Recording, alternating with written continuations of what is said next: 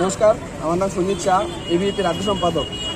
আমরা অবগত আজকে সারা দেশের যুবকরা আজকে মাঠে হুঙ্কার দিচ্ছে যে পশ্চিমবঙ্গের যে সরকার রয়েছে, আমাদের মমতা ব্যানার্জি সরকার, এই সরকার যে গুন্ডা বাহিনীরা তারা নোয়াখালীর এবং সন্দেশখালীর যে দাঙ্গা হয়েছিল, সন্দেশখালীর মা বোনদেরকে তারা পার্টি বেশি নিয়ে তাদেরকে ফিজিক্যাল হ্যারাসমেন্ট এবং তাদেরকে খুন করা হচ্ছে।